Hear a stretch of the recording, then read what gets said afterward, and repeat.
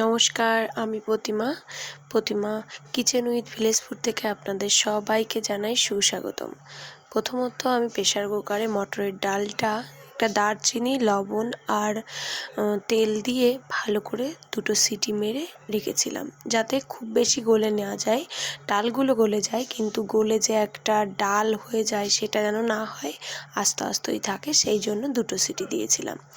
এবার আমি কড়াই বসিয়ে দিলাম, কড়াইতে তেল গরম করে তাতে দিয়ে দিলাম 5 ফোড়ন, তেজপাতা আর হিং দিয়ে আমি এখানে দেখো কী কী মশলা, বাড়িতে বানানো গরম মশলা আর জিরের গুঁড়ো, শুকনো লঙ্কার গুঁড়ো, আদা, লবণটা আমি পরে দেব, কারণ ডালে একটু লবণ দেয়া আছে, ওই জন্য লবণটা আমি পরে দেব।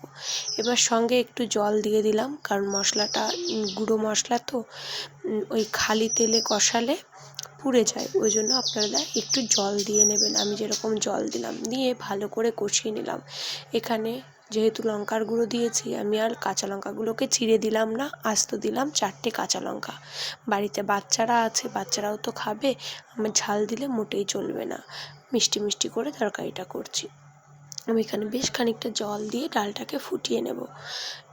খুব তো গাঢ় করে রান্না করলে হবে না, থকথকে করে রান্না করব, কারণ দোকানের ছেলেদের জন্য পাঠাতে হবে। ডালটাকে এদিকে আমি কথা বলতে বলতে ঢেকে দিলাম, ঢেকে দিয়ে দেখব ডালটা কত দূর হলো।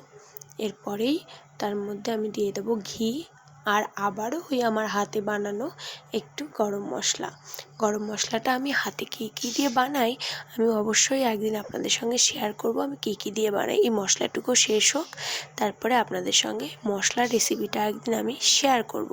এত সুন্দর ফ্লেভার হয়, কোনো মশলা দেওয়ার প্রয়োজন মনে হয় না।